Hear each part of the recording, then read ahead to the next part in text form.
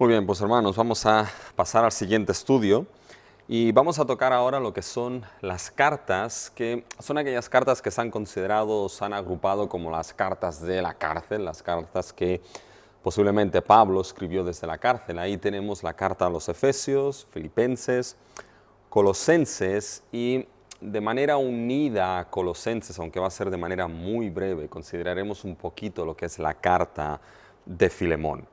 Y después de esto tocaríamos lo que han sido consideradas o llamadas como las cartas pastorales, donde estarían las dos de Timoteo y Tito. Entonces vuelvo a repetir, como ya he dicho en más de uno de estos estudios, que evidentemente lo que es tocar esas cartas es de manera muy rápida, de manera a vista de pájaro. Por lo tanto, vais a tener que depender muchísimo de lo que es el libro de texto, sobre todo en asuntos introductorios, para tener un poquito más de referencia en cómo esas cartas fueron aceptadas dentro del canon y estos asuntos. Yo solamente me limito a daros lo que es esta visión general. Pero vamos a empezar con esas cartas. Vamos a empezar primeramente con la carta a los Efesios. Y la verdad es que la carta a los Efesios es una carta preciosa, es la carta que el mismo doctor Martin Lloyd-Jones determinó que era la corona ya de las cartas del apóstol Pablo, porque la verdad es que la teología que nos encontramos en esta carta es preciosa. Es una carta que a nivel de autor, ya no le vamos a dar vueltas, el capítulo 1 y versículo 1 de la carta es clara, nos determina que Pablo es el autor, nos dice Pablo, apóstol de Jesucristo por la voluntad de Dios, a los santos y fieles en Cristo Jesús que están en Éfeso. Bueno, la última parte del versículo 1 nos dice que Pablo está escribiendo a aquellos santos y fieles en Cristo Jesús que están en Éfeso. Y el problema, entre comillas, quizá no está tanto en el autor, no está tanto en la fecha, ya que la fecha se sitúa entre el 60 y el 61 después de Cristo, que es el tiempo en el cual Pablo estuvo en el encarcelamiento en Roma, pero sí que el debate se encuentra en los destinatarios a los cuales Pablo estaba escribiendo. Porque en nuestras Biblias claramente aparece que se dirige a esos santos y fieles en Cristo, los cuales están localizados en Éfeso. Ahora bien, lo que es cierto es que en algunos manuscritos de la carta a los Efesios, en algunos de los manuscritos de esa carta, nos damos cuenta de que esa mención de en Éfeso no aparece en todas las cartas. Aparte, cuando uno lee la carta a los Efesios, se da cuenta de que es una carta que tiene un carácter bastante impersonal. ¿Qué quiero decir con carácter impersonal? Así como en otras muchas cartas de Pablo nos encontramos de que hay referencias personales, cartas en las cuales menciona nombres en concreto. Lo vimos, por ejemplo, en la carta a los Romanos, donde en el capítulo 16 hay una gran lista de nombres y hay referencias personales. Aquí en la carta básicamente a los Efesios esas referencias no las encontramos, es muy impersonal, no tiene en cierta manera salutaciones personales. Todos estos elementos, ese carácter impersonal, esa falta de salutaciones y menciones personales en la carta, juntamente con el hecho de que esa mención de en Éfeso en algunos manuscritos no aparece. Esto es lo que se ha considerado es que la carta a los Efesios no era tanto una carta dirigida a una congregación en concreto, sino más bien que fue una carta pensada para ser una carta circular. Es decir, una carta que circulase alrededor de las diferentes iglesias.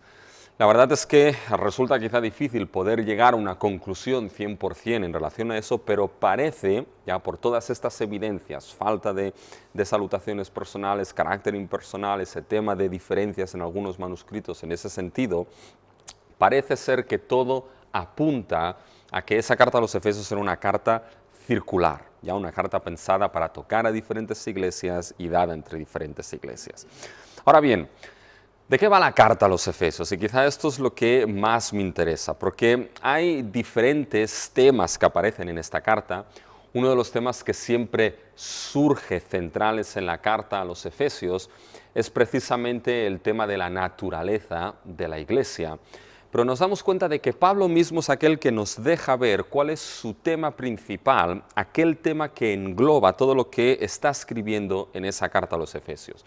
Y es un tema que viene descrito por una única palabra. Hay una palabra que es aquello que engloba y marca la temática de Efesios, que es básicamente la palabra misterio.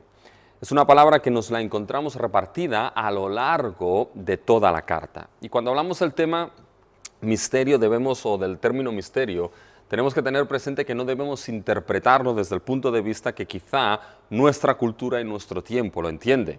Nosotros hablamos de misterio y hablamos de cosas misteriosas, de cosas que posiblemente están asociadas con términos de miedo y cosas así, pero no es la idea del término misterio, sobre todo lo que había en aquel primer siglo. El término misterio se refería a algo que estaba escondido, a algo que en su tiempo no había sido dado a conocer, pero que después, en el tiempo que pertocaba, eso escondido es dado a conocer, es revelado.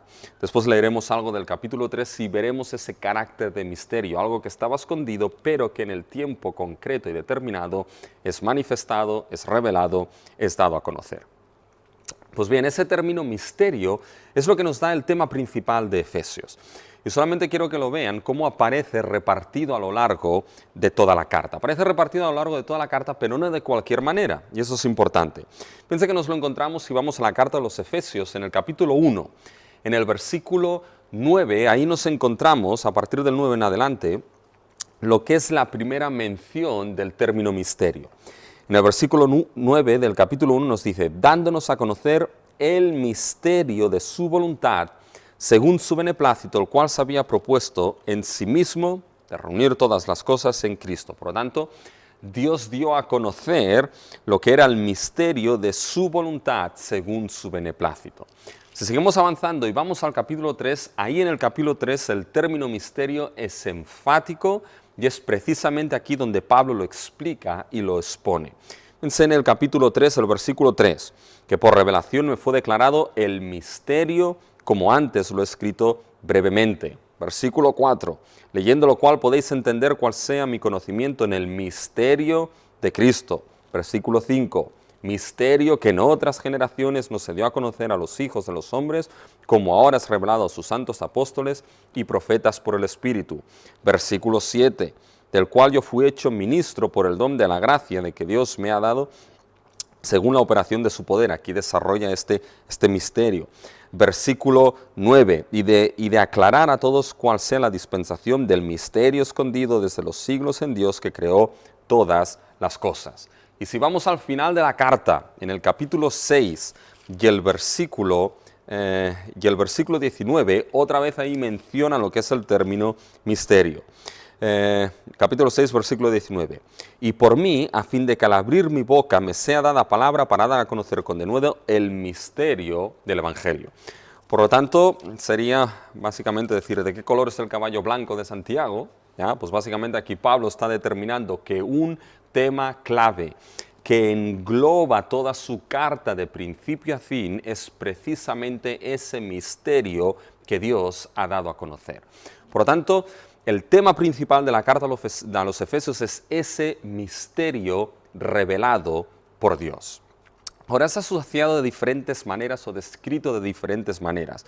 Es visto como el misterio de su voluntad, es descrito como el misterio del Evangelio, que es ese misterio que engloba y da la temática básicamente de toda la carta.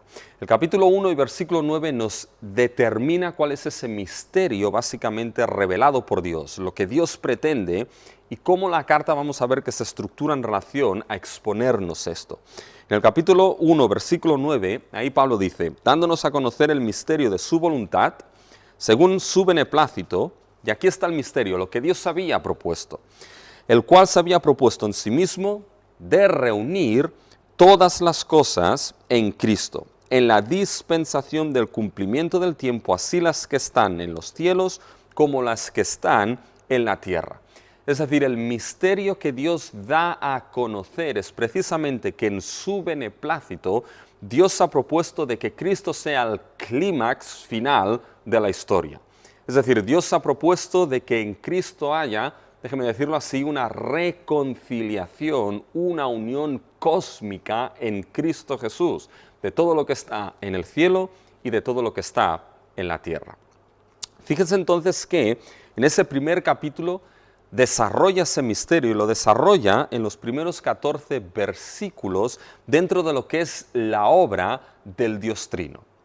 Es decir, aquí Pablo dice que Dios Padre es aquel que nos ha escogido en Él desde antes de la fundación del mundo, en Cristo Jesús, nos ha predestinado para ser adoptados hijos suyos. Vemos que en el Hijo, en el amado, tenemos redención, el perdón de pecados. Vemos que Dios Padre ha revelado ese misterio de unirlo todo en Cristo Jesús. Y después se nos dice que aquellos que, una vez habiendo escuchado y creído el Evangelio de salvación, fueron sellados con el Espíritu Santo de la promesa. Es importante entender eso del Espíritu Santo de la promesa, ese sello, porque los sellos en aquel tiempo tenían diferentes funciones. Marcaban propiedad, marcaban protección, marcaban carácter genuino, es decir, aquello que estaba sellado, si el sello no había sido roto, el contenido era algo auténtico y genuino, no había sido alterado porque el sello no había sido roto. Fíjense, hermanos, que eso es importante y contextualizarlo dentro de la ciudad de Éfeso y el contexto en el cual posiblemente esa carta empezó a circular. Porque si piensan en la ciudad de Éfeso, Éfeso era una ciudad la cual estaba en cierta manera sumergida en gran manera en lo que era un contexto pagano, idolátrico, pero sobre todo un contexto también que tenía un gran carácter marcado de poderes espirituales. Si cogemos el libro de Hechos, nos damos cuenta de que el templo por excelencia que había en Éfeso era el templo de Diana. Y había todo un comercio formado alrededor, como si alguien fuese, por ejemplo, a Montserrat y todo el comercio que se ha montado de la Moreneta alrededor del templo. ¿Ya? Aquellos que no conocen Montserrat, pues búsquenlo en internet, que Mr. Google lo sabe todo. ¿Ya? Entonces, fíjense, en cierta manera, que se había montado todo un negocio ahí, y se había montado también un altercado de que Demetrio, que era aquel que hacía templecillos de la diosa Diana, al ver que Pablo y Bernabé estaban predicando el Evangelio y gente se convertía, vio que se le acababa el negocio. Entonces, la verdad es que la ciudad de Éfeso no solamente era una ciudad la cual tenía un paganismo como todas las ciudades romanas, sino que tenía una influencia a nivel de ocultismo, a nivel de mundo espiritual marcado. Esa es la razón por la cual Pablo en esa carta a los Efesios hace mucha referencia a los principados, a los potestades. Lo encontramos, por ejemplo, que todos esos principados y potestades, esa idea espiritual de ese mundo espiritual ha sido puesto bajo los pies de Cristo, cómo la Iglesia da testimonio de la multiforme sabiduría de Dios en los lugares celestiales, cómo la Iglesia no tiene lucha contra carne ni sangre, sino contra todo dominio, potestad, etcétera, etcétera. Por lo tanto, esto está en el trasfondo de Efesios. ¿Y por qué digo esto? Porque el hecho de que ahora Pablo les diga a aquellos creyentes gentiles, sobre todo, que han sido sellados con el Espíritu Santo de la promesa, el Espíritu Santo prometido, ahora ellos son básicamente la propiedad, no de este mundo espiritual, sino de la propiedad del Dios Trino que los ha salvado. Ahora ellos son básicamente, pertenecen a ese Dios, y no hay nada que pueda alterar, para decirlo así, el contenido genuino de lo que ellos son. Han sido salvos y son protegidos, guardados y preservados por ese sello que Dios ha establecido en ellos para la alabanza de la gloria de su gracia. Por tanto, toda esta primera parte nos muestra precisamente ese misterio de reunir todo en Cristo. Ahora bien, si seguimos avanzando, nos damos cuenta, fíjense, de que en el capítulo 2, Pablo va a mostrar algo interesante en los Efesios. Pablo va a mostrar de que, éramos todos hijos de ira por naturaleza, pero con el gran amor con el que Dios nos amó, ¿qué es lo que ha hecho? Nos ha salvado, nos ha dado vida estando muertos, nos ha resucitado juntamente con Cristo. Y a partir de aquí, a partir del capítulo 2:11, Pablo les recuerda algo a los gentiles. Les recuerda que había un tiempo en el cual estaban alejados de la ciudadanía de Israel, es decir, nada tenían que ver, para hacerlo a grandes términos, nada tenían que ver con lo que es la salvación. Pero Pablo muestra que con la venida de Cristo, mediante la obra de Cristo, Cristo ha hecho la paz entre dos pueblos, judíos y gentiles. con la obra de Cristo y la entrada del nuevo pacto, lo que Dios ha hecho por la obra de Cristo es formar un solo hombre, formar una sola familia, formar un solo templo vivo que crece para ser un templo santo al Señor. Es decir, por lo tanto, fíjense que el capítulo 2 nos muestra que por la obra de Cristo y el nuevo pacto se ha unido a judíos y a gentiles en Cristo Jesús. Ahora eso es muy importante, ¿por qué? Nos podríamos quedar aquí, Pablo podía haber quedado aquí y decir, bueno, el misterio que se une de unir todas las cosas en Cristo Jesús, capítulo 2, por el Evangelio ha creado un solo pueblo de judíos y gentiles. Pero llegamos al capítulo 3 y esto es lo fundamental. El capítulo 3 lo que hace en la carta a los Efesios es unirnos el misterio que ha revelado Dios de que en la dispensación de los tiempos quiere reunir todas las cosas en Cristo Jesús, esa reconciliación cósmica en Cristo, y nos une también lo que sucede en el capítulo 2 como parte de ese misterio. Fíjense en el capítulo 3. Ahora nos explica bien el misterio. Fíjense en los versículos 5 y 6. Misterio que en otras generaciones no se dio a conocer a los hijos de los hombres, como ahora es revelado a sus santos apóstoles y profetas por el Espíritu. ¿Qué misterio? Versículo 6. Que los gentiles son coherederos y miembros del mismo cuerpo y copartícipes de la promesa en Cristo Jesús por medio del Evangelio. Fíjense que esto es lo que Pablo ha explicado ya en el capítulo 2, la unión de judíos y gentiles en Cristo. Si ven en el capítulo 3, versículo 3, ya nos ha dicho que ha hablado brevemente de este misterio, que por revelación me fue declarado el misterio como antes lo he escrito brevemente. Y fíjense que esto es de suma importancia. Capítulo 1, el misterio de unirlo todo en Cristo Jesús. Capítulo 2, la unión de judíos y gentiles por la obra de Cristo. Y ahora capítulo 3 nos une el misterio y la unión de los gentiles como coherederos por medio del Evangelio. ¿Qué es lo que está diciendo Pablo aquí? Lo que está diciendo es que lo que es la formación de la iglesia, lo que es ese pueblo el cual ha sido creado por la obra de Cristo, por medio del Evangelio, en Cristo Jesús. Ese pueblo es la unión de judíos y gentiles por la fe en Cristo. ¿Y qué es esto? Esto no es ni más ni menos que la realidad que ya empieza a verse del misterio en que Dios está reuniendo todas las cosas en Cristo Jesús, las que están en el cielo y las que están en la tierra. Lo primero que Dios ha empezado a unir en Cristo aquí en la tierra es a esos judíos y gentiles por la fe en Cristo Jesús, formando un único pueblo. Por lo tanto, lo que Pablo aquí está mostrando, que la iglesia es la evidencia, la visión, la realidad de ese misterio que ya empieza a formarse en Cristo. Por eso fíjense que en el capítulo 3, versículo 10, fíjense cómo se manifiesta la multiforme sabiduría de Dios. Para que la multiforme sabiduría de Dios sea ahora dada a conocer por medio de la iglesia. ¿Qué iglesia? Bueno, esos judíos creyentes y esos gentiles hechos coherederos de esa misma familia por parte del Evangelio, por medio del Evangelio. Esa multiforme sabiduría de Dios es dada a conocer por medio de la iglesia, ¿dónde? A los principados y potestades en los lugares celestiales. Por tanto, ese término misterio es esencial ahí. Eso nos da una primera parte y estructura en la carta a los Efesios.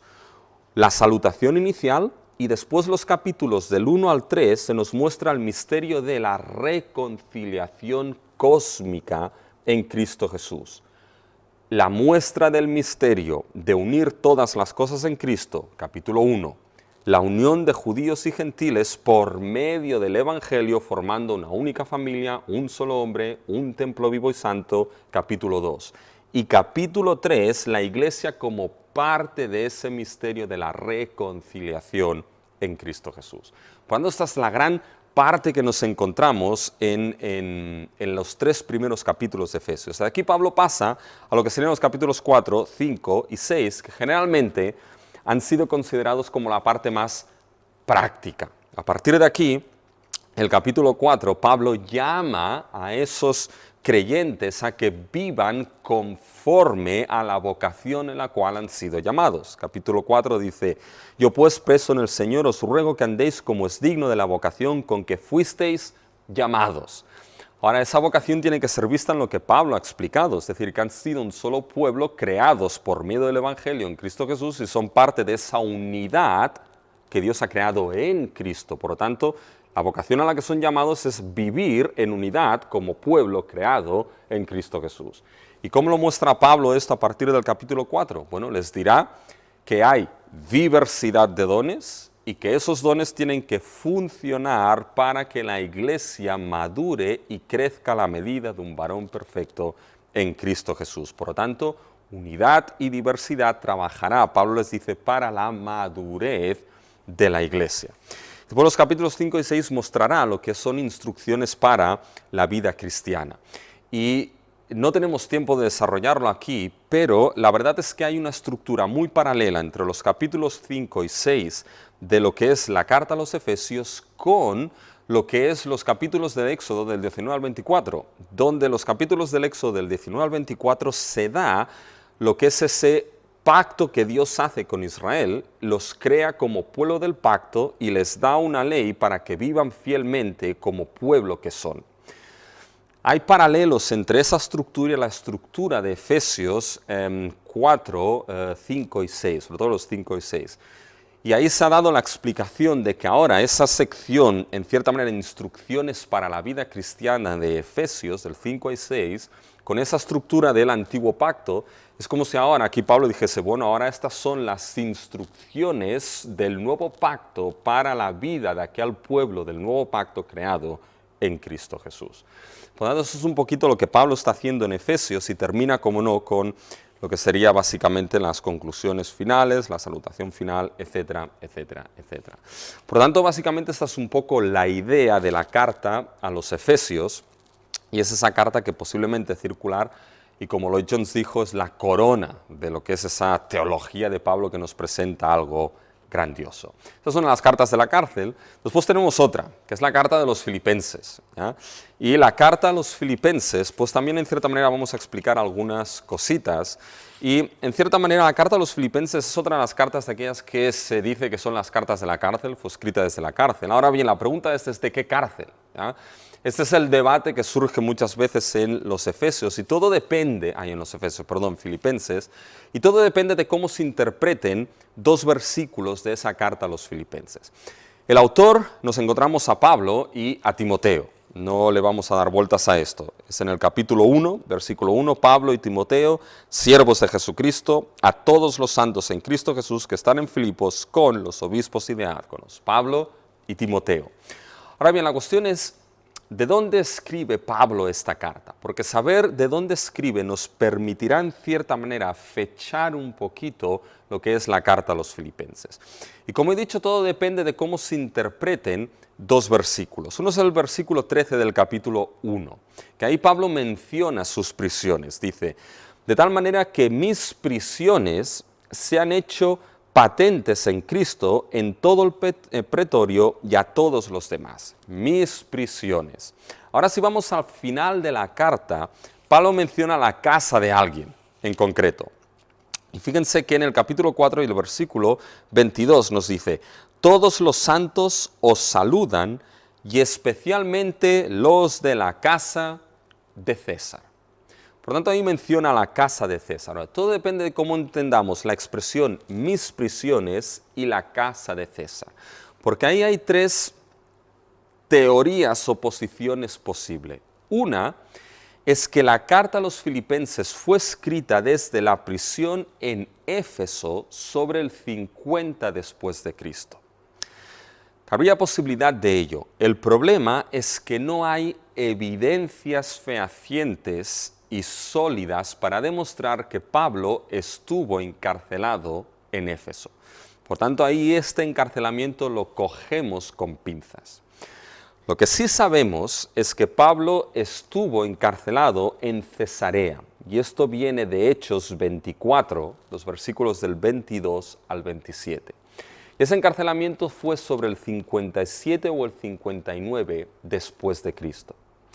Y el último encarcelamiento que se sabe es que Pablo estuvo encarcelado en Roma, sobre el 60 o el 62, y eso lo sabemos por Hechos 28 del 15 al 31. Por lo tanto, tenemos 3 posibles encarcelamientos desde los cuales fue escrita la carta a los filipenses.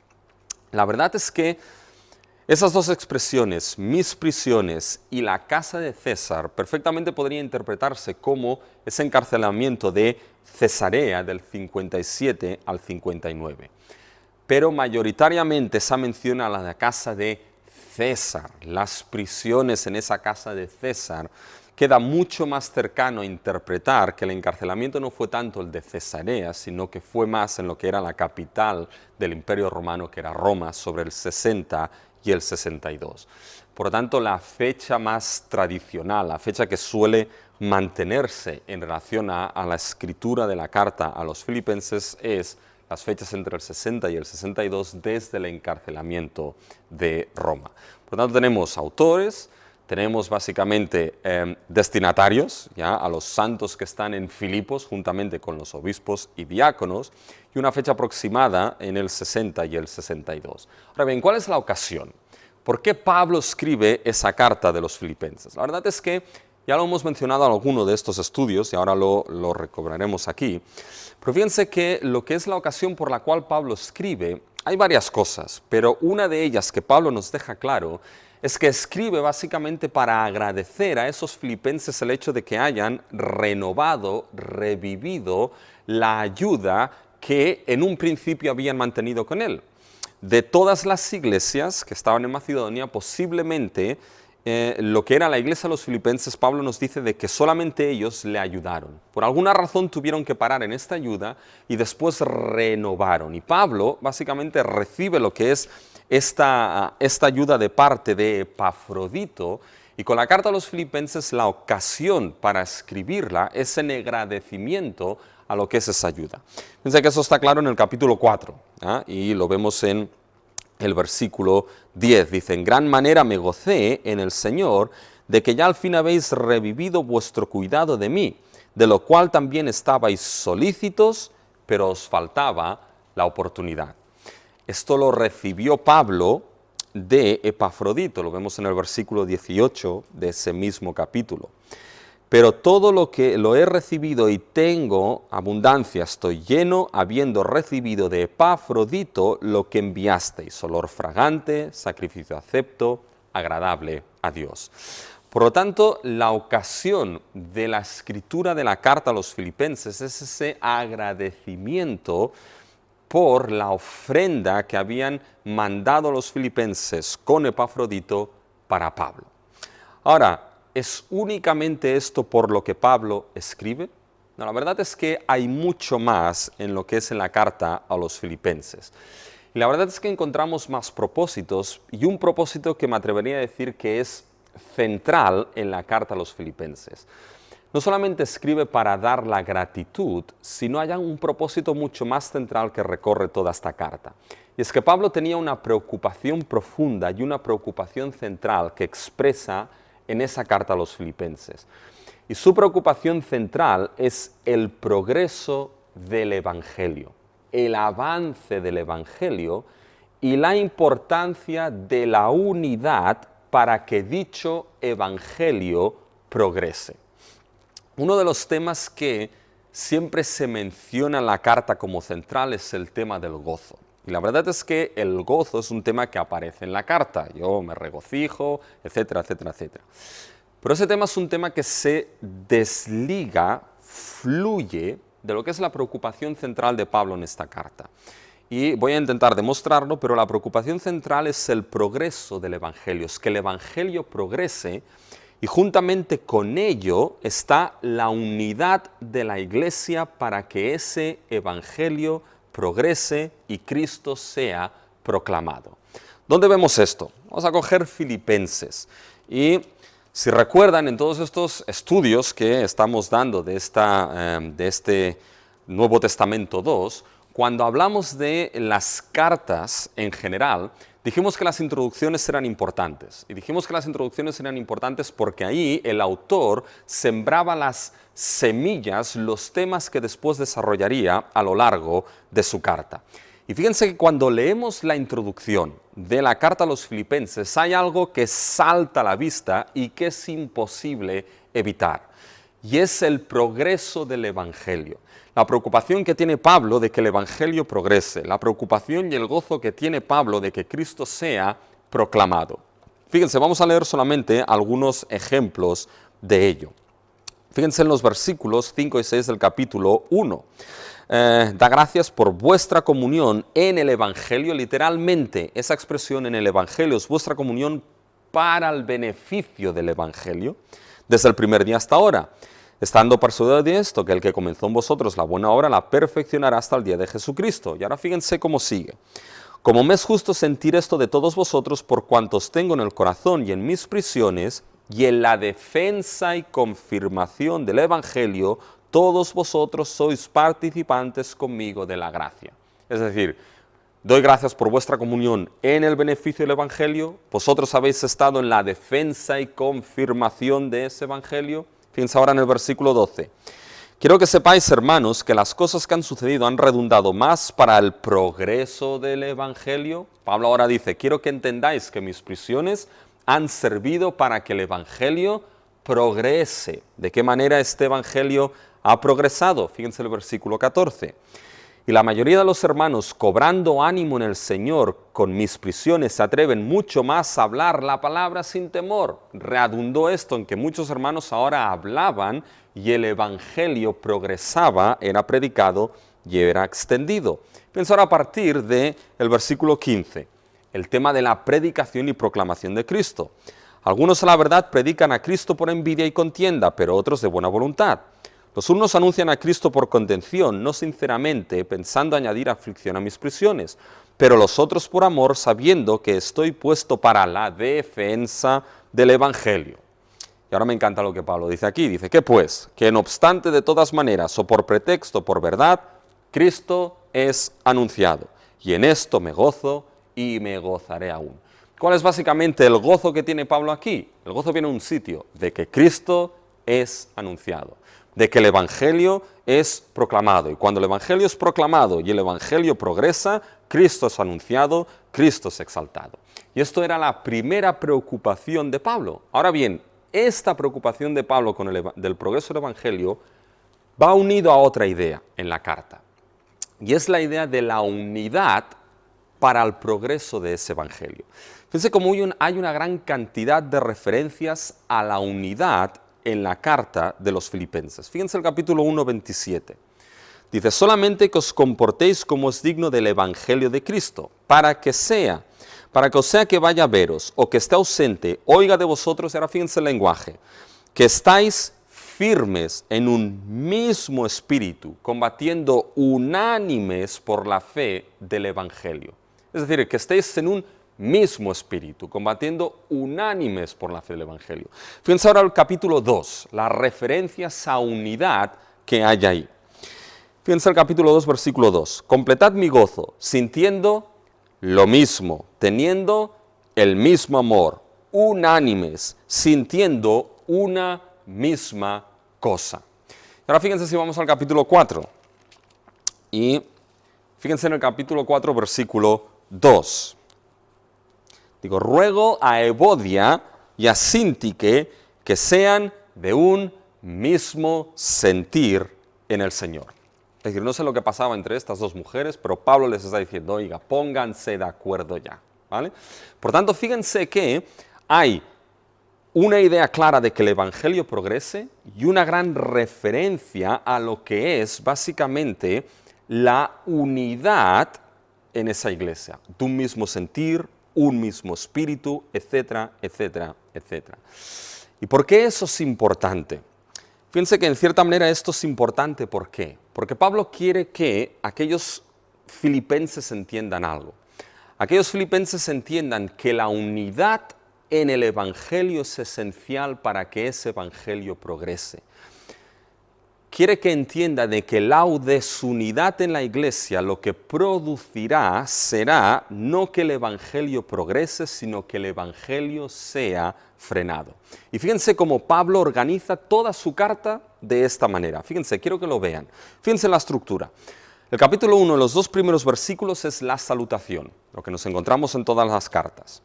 Fíjense ahora que a partir del versículo 3 hasta el 26 es la comunión y el progreso del evangelio, lo que hemos leído. Quiero que sepáis que mi situación ha contribuido para el progreso, cómo los hermanos predican la palabra o hablan la palabra sin temor, cómo yo me gozo porque Cristo es anunciado. Ahora bien, fíjense en el versículo 27, eso es lo que me interesa.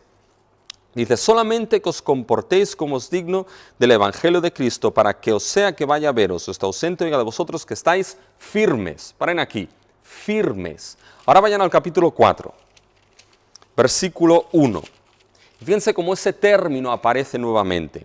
Así que, hermanos míos, amados y deseados, gozo y corona mía, estad firmes en el Señor, amados. Eso es lo que se llama técnicamente una inclusio. Es decir, del capítulo 1:27 al capítulo 4:1 se llama una inclusio. Ese es el término técnico para decir que eso es un gran paréntesis. Y el gran paréntesis es el tema de estar firmes y unánimes en el Evangelio. Por lo tanto, Pablo está diciendo que el corazón de su carta se centra en que esos filipenses entiendan que han de estar unánimes y unidos para que el Evangelio progrese. Han de tener la idea de que hay algo que está por encima de sus propios intereses, por encima de sus propias cabezas. Y eso es el Evangelio. De que puede haber muchas diferencias entre ellos. Y Pablo se lo dirá, si no pensáis lo mismo, Dios ya os dirá lo que tiene que ser. Y generalmente cuando nos dicen esto a nosotros solemos pensar, bueno, lo que me dirá Dios es que yo tengo la razón y el otro no. Pero eso no es lo que Pablo nos está diciendo. Dios os dirá lo que es más importante. Lo que es más importante aquí es el Evangelio. En eso debe estar unido. Entonces, en esa sección de esa gran inclusio, en los capítulos básicamente en medio, el capítulo 3 y el capítulo 4 les dirá, hay algo que puede romper esa unidad. Les hablará de ataques externos. Es decir, Pablo los definirá en esos capítulos como aquellos perros de la circuncisión, es decir, esos judaizantes que lo que estaban básicamente eran rompiendo el evangelio y atacando a la iglesia para desunirla desde fuera. Pero Pablo les dirá, hay otro ataque que también divide a la iglesia. Y es lo que hemos leído en el capítulo 4, versículo 2. Ruego a Abodia y a Síntique que sean de un mismo sentir. Es decir, aquellas divisiones internas en la iglesia. Que lo que hacen básicamente al final es dividir y lo que sufre es que el evangelio progrese y Cristo sea proclamado. Por lo tanto, Pablo les quiere mostrar la importancia de entender de que el evangelio es lo que está por encima y que en eso sí debe estarse unido. Por tanto, todo esto es el mensaje que Pablo lanzará a su carta y acabando con la conclusión final en la cual da las gracias por esa ofrenda renovada y por esa ofrenda que les llegó a manos de Epafrodito. Por lo tanto, un poquito esta es la idea de lo que es la carta a los filipenses que Pablo escribe. Y teniendo ya esta idea, podemos pasar quizá a las 2 últimas cartas de la cárcel, que sería Colosenses y Filemón, antes de entrar rápidamente en lo que serían las epístolas pastorales. Pero fíjense, en las cartas de Colosenses y Filemón, tocaré sobre todo Colosenses y Filemón solamente mencionaré algunas cositas porque está muy relacionada, pero son 2 cartas que están relacionadas porque ambas, tanto Colosenses como Filemón, ambas mencionan a Epafras. ¿Ya? Colosenses lo menciona en Colosenses capítulo 1, ¿ya? Y el versículo 7, y en el capítulo 4, los 12 y 13, y Filemón lo menciona en el versículo 23. Por tanto, Epafras une en Colosenses con Filemón. Es posible, en cierta manera, que Epafras fuese, en cierta manera, quien fundó la iglesia en Colosas, y parece ser que cuando uno liga Colosenses con Filemón, es muy probable que fuese en la casa de Filemón donde la iglesia de Colosa se reunía. Por tanto, en cierta manera tenemos esa relación entre estas 2 cartas. Cuando vamos a la autoría de las mismas, nos damos cuenta de que la autoría, en cierta manera, es clara para Filemón. Pablo escribe a Filemón, ¿ya? Y es una carta muy personal en la cual Pablo está abogando a favor de lo que es el esclavo Onésimo. Por tanto, con Filemón no hay en cierta manera debates de quién escribió la carta. En cambio, con Colosenses aparecen debates, de que es posible, algunos aducen, de que fuese una carta que no la escribiese Pablo, y aducen razones como vocabulario, teología, estilo de alguien que quería imitar a Pablo, pero que no era verdaderamente Pablo quien estaba escribiendo. No, la verdad es que esto es hilar un poco fino, porque una de las cosas que sí podemos ver, y esto es un consejo, es que hay muchos paralelos entre lo que es la carta a los Efesios y la carta a los Colosenses. Hay muchas cosas que son dichas en la carta a los Efesios que después son recogidas y ampliadas de una manera distinta en la carta a los Colosenses. Podemos tener algún ejemplo en relación a ello. Fíjense en Efesios 5, y en el versículo 18 dice, no os embriaguéis con vino, en lo cual hay disolución, antes bien sed llenos del Espíritu. Y ahora define cómo es ser llenos, hablando entre vosotros con salmos, con himnos y cánticos espirituales, cantando y alabando al Señor en vuestros corazones. La llenura es explicada con salmos, himnos, cánticos. Cuando vamos a Colosenses hay una expresión parecida. En Colosenses capítulo 3 y el versículo 16 dice, la palabra de Cristo more en abundancia en vosotros. Y fíjense cómo ahora explica esa abundancia de la palabra de Cristo de la misma manera que explica la plenitud del Espíritu en Efesios. Esa abundancia en la palabra en vosotros es enseñándoos y exhortándoos a unos a otros en toda sabiduría, cantando con gracia en vuestros corazones al Señor, salmos e himnos y cánticos espirituales. Por lo tanto, hay una relación paralela entre Efesios y Colosenses. Si sustentamos que la carta a los Efesios fue escrita por Pablo, y vemos que hay muchos paralelos en Colosenses, y nos damos cuenta que no hay vocabulario y estilo tan distinto, no hay manera de decir o de aducir de que la carta a los Colosenses, por cuestiones de estilo, teología y vocabulario, no era de Pablo. Nos encontramos una teología y un vocabulario muy parecido entre Efesios y Colosenses, por lo tanto, de cierta manera se demuestra de que no hay razón para dudar que Colosenses fue escrita por el apóstol Pablo. Fíjense, lugar y fecha, bueno, estamos en lo mismo. Si fueron cartas escritas desde la cárcel, Éfeso, Roma, lo más probable, al igual básicamente que Filipenses, es posible que fuese escrito entre el 60 y 62 desde el encarcelamiento de Roma. En Colosenses, ¿cuál era la ocasión por la cual Pablo escribe? Y la verdad es que había una herejía que se había introducido básicamente entre las iglesias.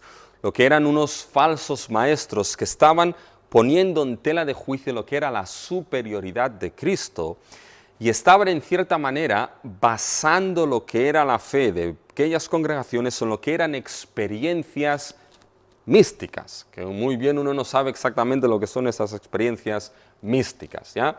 Y Pablo en cierta manera tiene que escribir a lo que es esa congregación, una para darles ánimo en su fe y firmeza en esa fe, en aquel Cristo que habían creído y en esa fe que le había sido entregada. Pues fíjense, cuando cogemos la carta a los Colosenses y nos damos cuenta precisamente de esa herejía que ponía en tela de juicio la superioridad de Cristo, Pablo en el capítulo 1 y en el versículo 15 tiene una exposición de quién es el Hijo suprema y sublime. Y nos dice, Él es la imagen del Dios invisible, el primogénito de toda creación, porque en Él fueron creadas todas las cosas, las que hay en los cielos y las que hay en la tierra, visibles e invisibles, sean tronos, sean dominios, sean principados, sean potestades. Fíjense cómo ese lenguaje también aparece en Efesios, por lo tanto no hay tanta distinción de estilo de una a la otra. Todo fue creado por medio de Él y para Él, y Él es antes de todas las cosas y todas las cosas en Él subsisten, y Él es la cabeza del cuerpo que es la iglesia. Él, que es el principio, el primogénito entre los muertos, para que en todo tenga la preeminencia, por cuanto agradó al Padre que en Él habitase toda plenitud. Es decir, está mostrando una superioridad de la persona de Cristo excepcional. Es decir, Él es Dios mismo. Él es el creador de todas las cosas. Como creador es por quien sustenta y todas las cosas son sustentadas. Él es la plenitud y la cabeza de la iglesia. Por lo tanto, está mostrando esa superioridad y si seguimos leyendo un poquito más adelante, en el capítulo 2, en cierta manera les va a mostrar y les va a decir, oye, mirar que nadie os engañe con falsas cosas. Fíjense en el versículo 8 del capítulo 2, mirad que nadie os engañe por medio de filosofías y huecas sutilezas, según las tradiciones de los hombres, conforme a los rudimentos del mundo y no según Cristo. Les está diciendo, oye, no os dejéis llevar por esas cosas que son vacías, en Cristo habita la plenitud de la deidad. Por lo tanto, no os dejéis guiar por esas sutilezas, por esas cosas vacías, por esas experiencias místicas. Y Pablo organiza toda la carta de esta manera. La salutación inicial con acción de gracias, en lo que sería el primer capítulo, ¿ya? Y después el cuerpo de la carta, sobre todo a partir del capítulo 1, versículo 24, el cuerpo de la carta nos muestra lo que es la comisión de Pablo, el mensaje y la lucha en cierta manera que él tenía, porque también era criticado, y después nos muestra lo que es la plenitud de Cristo y los desafíos de esas filosofías huecas y falsas que se habían introducido. A partir de aquí, Pablo acaba con lo que es básicamente una parte ética de la carta, en la cual anima a lo que son a los colosenses a poner la mira ¿dónde? No en las cosas de aquí, sino precisamente en las cosas de arriba. Y termina con lo que son las salutaciones finales. Esto es un poco lo que explica Pablo en la carta a los colosenses, y es probable que, como antes he mencionado, que Filemón, la iglesia de los filipenses, de los colosenses, posiblemente se reuniese en la casa de Filemón. Y Pablo escribe a Filemón, ¿por qué?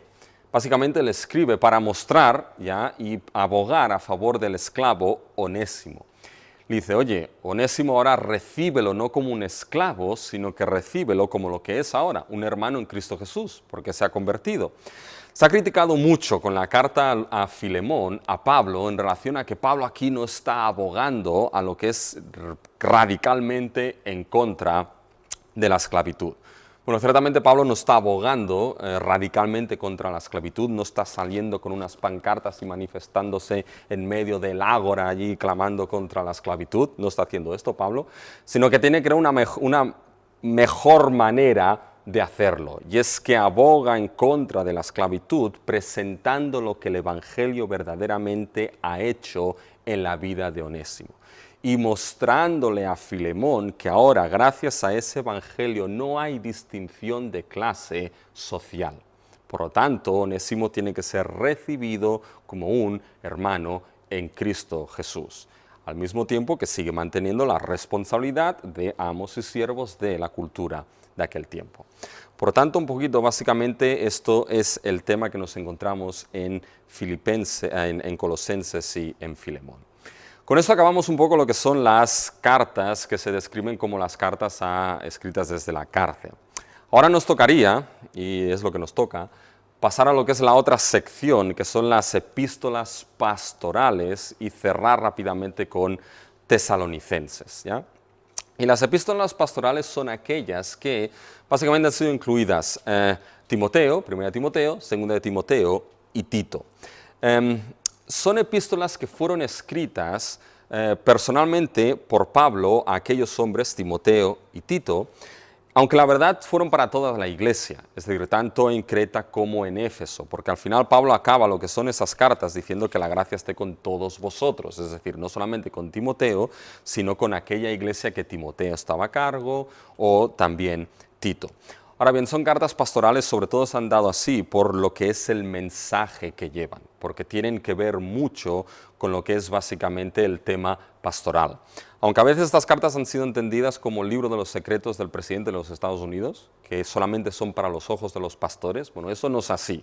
Es para los ojos de los pastores, sino para los ojos de la congregación también, porque son cartas canónicas que están en el canon que Dios ha dado a su pueblo. Por tanto, son también para la iglesia, para que la iglesia sepa cómo tienen que ser también los hombres de Dios y cómo conducirse dentro de la iglesia. Pero vamos a hablar de lo que es un poquito de primera de Timoteo.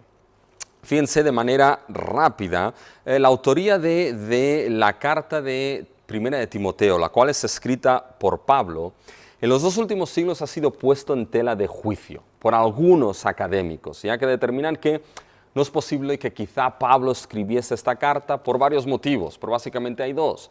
Determinan que las palabras y el estilo es un tanto distinto, la carta exactamente no encaja dentro del orden histórico de la vida de Pablo. Ahora bien, es un tanto difícil atribuir esto porque nos damos cuenta de que cuando vamos a las cartas, tanto de Pablo como Timoteo, la verdad es que Pablo menciona elementos autobiográficos de su persona y nos damos cuenta de que presenta una relación muy íntima con aquel a quien está escribiendo, hasta el punto que lo llama su hijo en la fe, es decir, presenta una relación íntima. Por lo tanto, sería muy extraño pensar que no fuese Pablo quien escribiese esa carta. Verdaderamente fue Pablo quien escribió a aquel que era su hijo en la fe de manera cercana. Y el destinatario precisamente es Timoteo, que es escrito de varias maneras. En 1 Timoteo capítulo 2 es escrito como a Timoteo, verdadero hijo en la fe. En Hechos 16, 1, 2 es descrito como discípulo.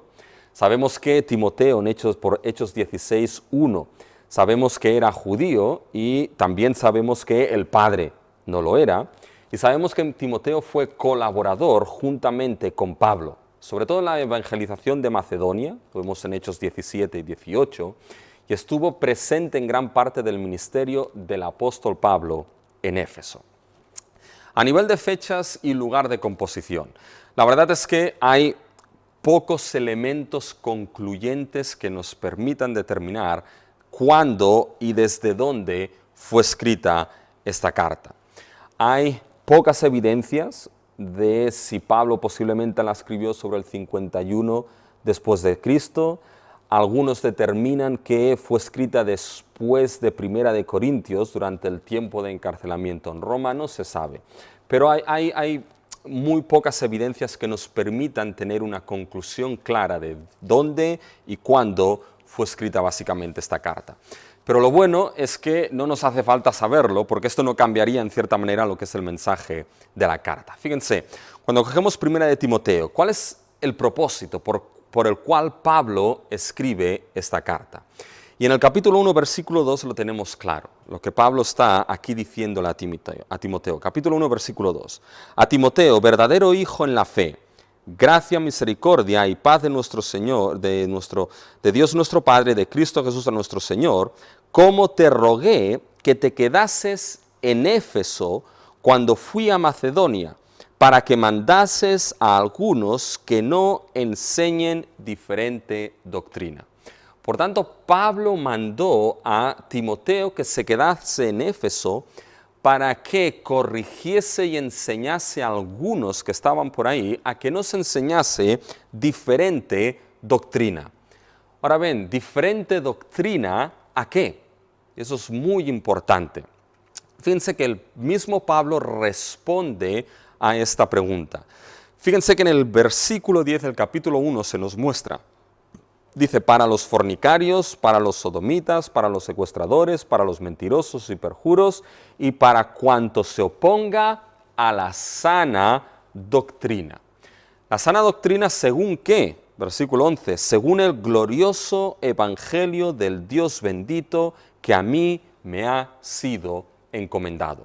Por lo tanto, Pablo dejó a Timoteo en Éfeso para que mandase a algunos que no enseñasen falsas doctrinas que estaban en oposición con la sana doctrina del Evangelio de Cristo Jesús que Pablo predicaba y que Timoteo había recibido.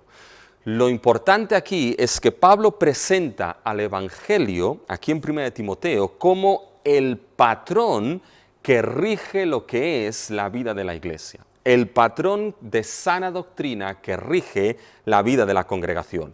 Cuando leemos el versículo 11, según el glorioso evangelio, ese según indica que esa sana doctrina, el patrón que sigue es el patrón del evangelio.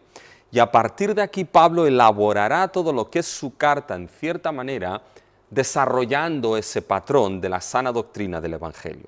Nos encontramos los dos primeros versículos, la salutación, después nos encontramos el llamado hecho a Timoteo, en esos versículos 3 hasta el 20, y después a partir del capítulo 2 nos encontramos el orden en la iglesia y en la vida.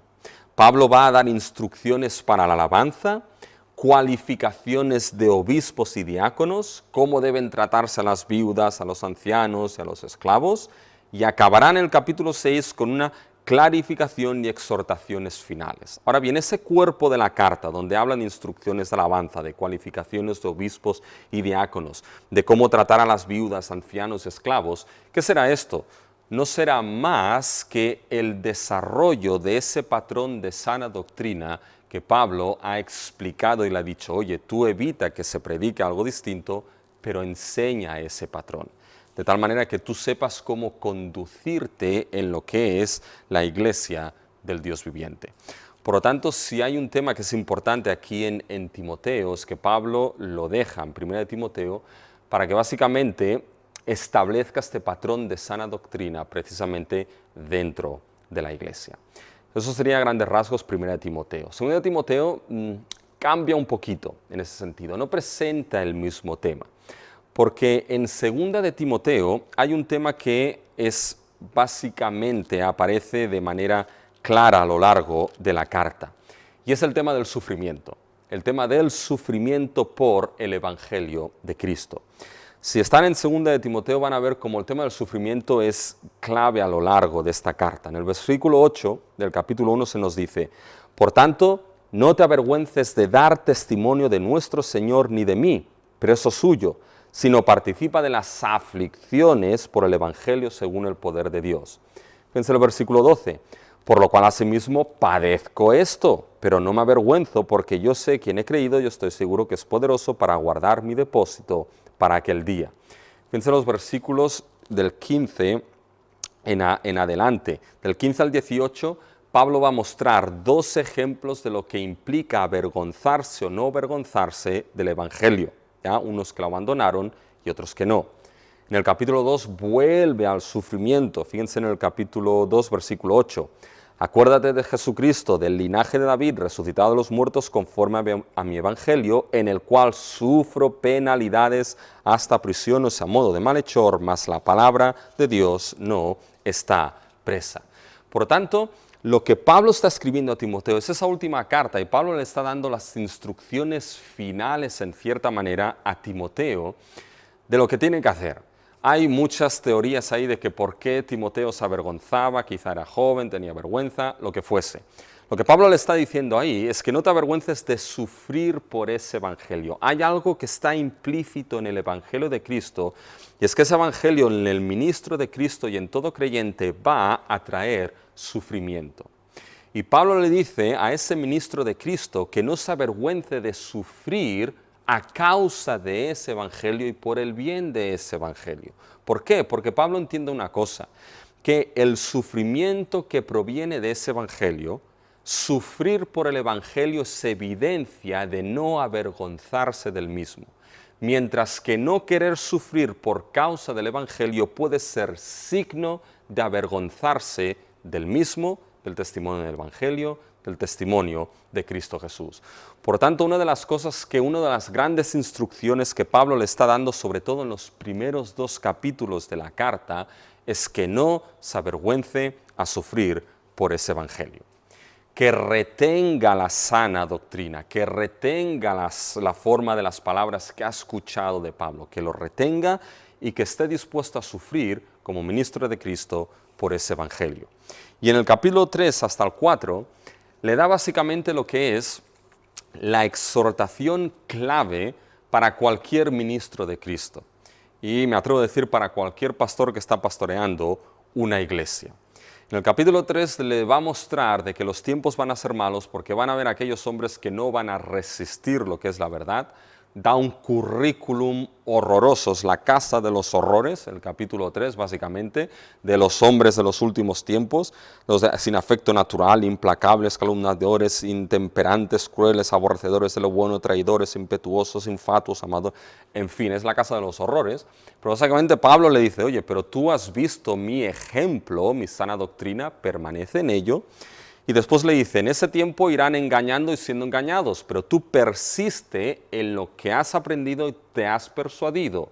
Esas son las escrituras que es toda ella inspirada y que es capaz de hacer sabio para salvación por fe en Cristo y de preparar al hombre de Dios para toda buena obra. Por lo tanto, le está dando la instrucción Pablo a Timoteo, a ese ministro de Cristo: oye, tú persiste en la palabra, fundaméntate en la palabra, porque es la palabra de Dios, la escritura, lo principal y necesario para formar al hombre de Dios para ejercer su ministerio. Y déjenme que haga un paréntesis aquí. Cualquier pastor y cualquier iglesia debería entender la importancia de ello. La importancia de que sus siervos y sus ministros persistan y sean formados en la palabra de Dios, porque esa palabra es la que los forma para desarrollar correctamente el ministerio que tienen y por los cuales Dios la ha puesto. Y con esto, Pablo le da el gran ruego del capítulo 4. Te encarezco delante de Dios y del Señor Jesucristo, que juzgará a los vivos y a los muertos en su manifestación, en su reino. Es quizá lo que es el encarecimiento más marcado de Pablo en todas sus cartas, delante de Dios y del Señor Jesucristo. Le dice, ¿sabes qué? Tú, Tito, tú dedícate a hacer mucha obra social. Tú, Tito, dedícate a acompañar todo lo que puedas. Timoteo. Dice, no le dice esto, dice, le encarece que prediques la palabra, que instes a tiempo y fuera de tiempo, redarguye, reprende, exhorta con toda paciencia y doctrina. Es decir, le está diciendo, tu función principal de evangelista, Timoteo, es predicar la palabra de Dios. Y creo que esta es la última gran exhortación que Pablo está dando a su hijo en la fe: tú predica la palabra, algo que era para Timoteo y algo que es para todo ministro de Cristo también en el siglo XXI. Por tanto, en cierta manera, esta es un poco la idea que nos encontramos aquí en las dos cartas de Timoteo. La carta de Tito no varía mucho en ese sentido, ¿ya? Autor Pablo, destinatario Timoteo, fecha posiblemente sobre el 60 después de Cristo, lugar desconocido. El GPS no les funcionaba bien, por tanto no había lugar. Entonces fíjense que los propósitos también es bien claro aquí.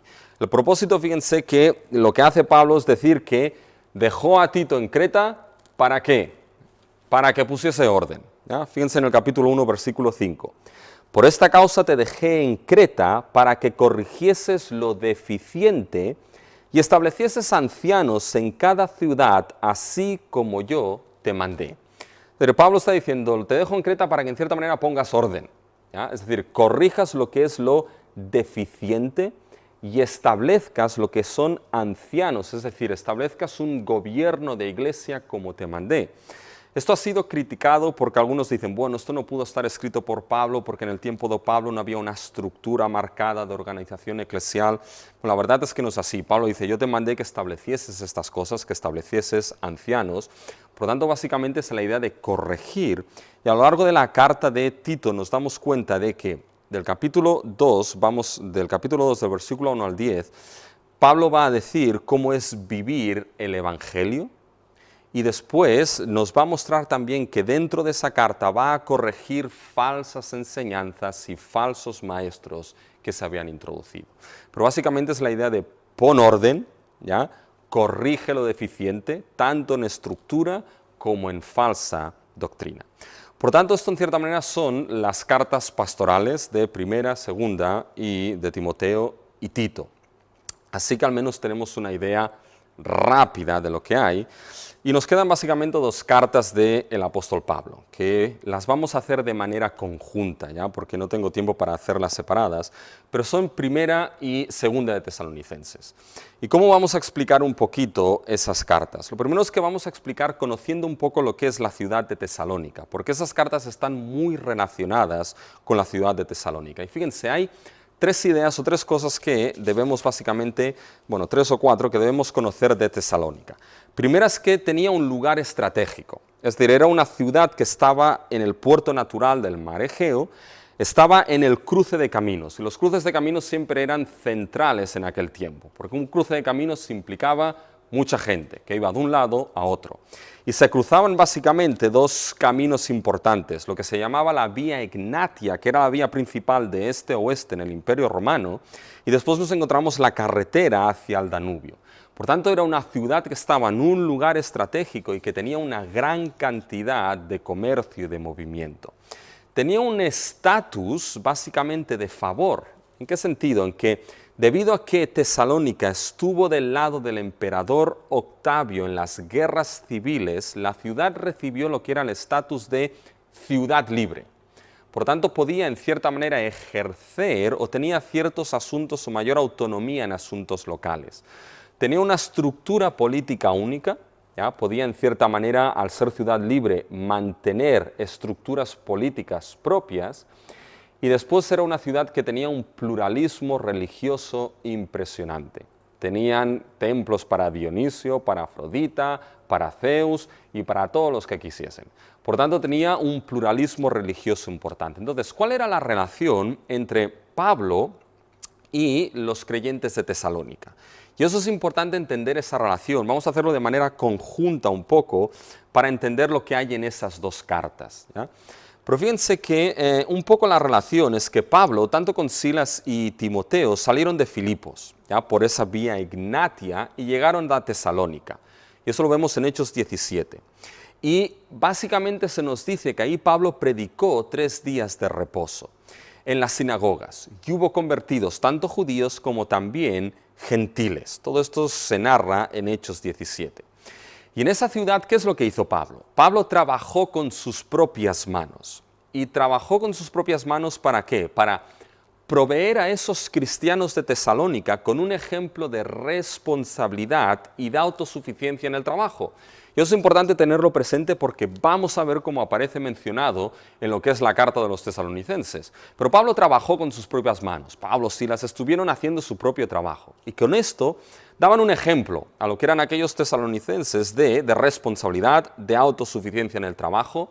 También era importante porque así no imponían cargas a aquella congregación y no daban así la impresión de que a esos nuevos creyentes que habían formado, de que su ministerio estaba únicamente motivado para el sustento y para ganar algunas dracmas. No era para eso, es decir, les daban ejemplo de que su ministerio no estaba motivado por esas ganancias.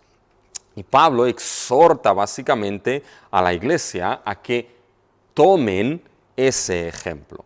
A partir de aquí, ¿qué es lo que sucedió? Que el ministerio de Pablo levantó evidentemente oposición. Pablo, Silas y Timoteo, para evitar problemas y sobre todo para proteger aquella iglesia que había nacido desde no hacía mucho poco, viajaron a Berea. Los judíos le siguieron y forzaron a Pablo a salir y se fue a Atenas. Silas y Timoteo se encontraron con Pablo en Atenas, Timoteo fue mandado a Tesalónica y Pablo intentó volver, pero fue prevenido de ello. Por tanto, fíjense que Pablo después viajó a Corinto, Timoteo y Silas se encontraron con él, y Timoteo trajo un informe positivo de las iglesias de Tesalónica. Acuérdense que Pablo se había ido a Atenas y Timoteo a Tesalónica. Ahora bien, en ese informe habían algunas cosas que Timoteo le informa y que no estaban claras. Una es que había sido puesto en entredicho la integridad de Pablo. ¿En qué sentido? En que algunos cristianos, y algunos no cristianos, en Tesalónica acusaban a Pablo. ¿Y lo acusaban de qué? Lo acusaban de impuro, lo acusaban de motivaciones personales, ¿ya? Es decir, de mover el ministerio con motivaciones personales. Por eso nos encontramos que en la primera mitad de la carta de primera de Tesalonicenses, Pablo lo que hace es defender su apostolado. ¿Por qué defiende en cierta manera su apostolado? Precisamente porque el informe que le trajo Timoteo presentaba básicamente lo que es esas acusaciones sobre él. Y Pablo defiende su apostolado y el de sus colaboradores. Había traído también Timoteo información de que había persecución y Pablo en esas cartas anima a los creyentes que eran perseguidos por su fe. Y también había ciertas desviaciones de conducta moral. Una de ellas era básicamente que habían algunos que habían decidido que pues ya no se tenía que trabajar. Es decir, y esto estaba relacionado básicamente con otro tema que aparece sobre todo en 2 de Tesalonicenses, pero también primera hasta ahí, que es con el tema de la venida de Cristo Jesús.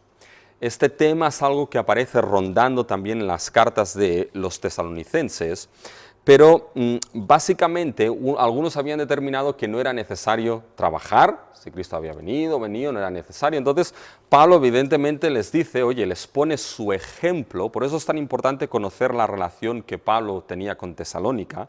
Pablo había mostrado que habían trabajado con sus propias manos y les había dejado ejemplo de que su ministerio no era para motivación personal y ganancia personal. Les había dejado ejemplo de responsabilidad en el trabajo, y Pablo es en Tesalonicenses que tiene esta grandiosa afirmación de que aquel que no trabaje, pues está claro, que no coma, ¿ya?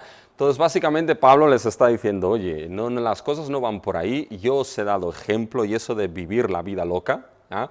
Pues no va por ahí. Entonces básicamente los propósitos por los cuales Pablo escribe vienen marcados por esas 4 áreas, esa integridad que acusaban a Pablo, esa persecución y Pablo anima en la fe, esa conducta moral, y después también por la venida de Cristo. Pablo explica en sus cartas, ya porque ahí había confusión exactamente en si la venida de Cristo había sido, no había sido, cómo sería, y Pablo explica lo que es el destino tanto de los creyentes que han fallecido como de los creyentes que queden vivos cuando Cristo vuelva. Lo explica y después habla del retorno de Cristo. Y por tanto da toda esta serie de instrucciones en sus cartas, sobre todo en 2 Tesalonicenses, en relación a lo que es la venida del Señor. Por tanto, hasta aquí en cierta manera es lo que más rápido puedo mostrar de lo que son esas cartas. Repito, ya sé que es muy rápido, pero al menos esta visión junto con el libro de texto os ayudará a tener una visión un poquito más amplia de lo que son las cartas que el apóstol Pablo escribió.